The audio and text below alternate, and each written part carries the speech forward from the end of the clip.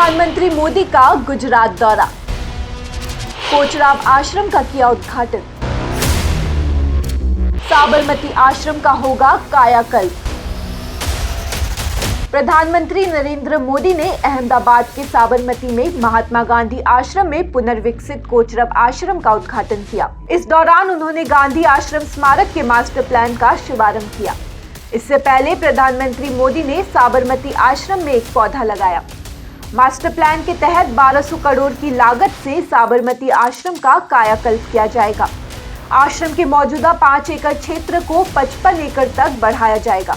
इसके अलावा आश्रम में मौजूदा 36 इमारतों को रेनोवेट किया जाएगा। इस मास्टर प्लान में 20 पुराने भवनों का संरक्षण, 13 भवनों का जीर्णोद्धार और 3 इमारतों को रेनोवेट करना शामिल है। इस परियोजना का लक्ष्य भविष्य की पीढ़ियों के लिए महात्मा गांधी की शिक्षा को फिर से जीवित करना है और गांधीवादी विचारों को बढ़ावा देना है। गुजरात सरकार ने आश्रम परियोजना को लागू करने के लिए महात्मा गांधी साबरमती आश्रम मेमोरियल ट्रस्ट का गठन किया है। आश्रम विकास परियोजना के कारण साबरमती आश्रम परिसर में रहने वाले करीब 250 परिवारों का पुनर्वास किया गया है। साबरमती आश्रम में प्रधानमंत्री मोदी ने कहा कि बापू का ये साबरमती आश्रम देश की ही नहीं बल्कि मानव जाति की ऐतिहासिक धरोहर है। पहले की सरकारों ने इसकी अनदेखी की। प्रधानमंत्री ने कहा कि बापू का आश्रम अप्रतिम ऊर्जा का केंद्र है। जो देश अपनी विरासत नहीं संजो पाता, वो देश अपना भविष्य भी खो देता है। बापू का ये साबरमती आश्रम देश की ही नहीं, ये मानव जात की ऐतिहासिक धरोहर है।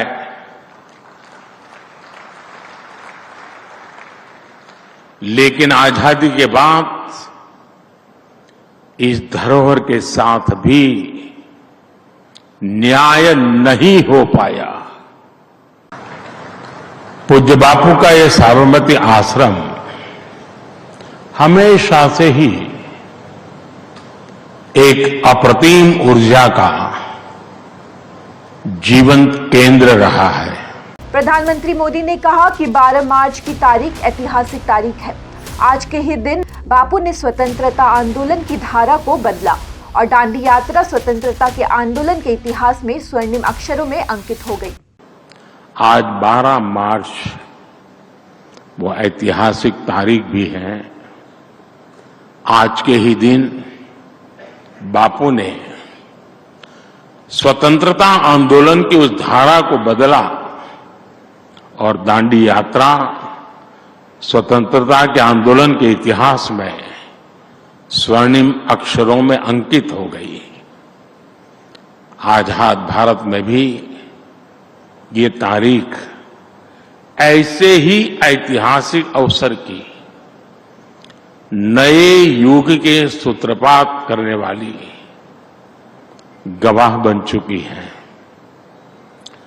12 मार्च 2022 को इसी साबरमती आश्रम से देश ने आजादी के अमृत महोत्सव का शुभारंभ किया था।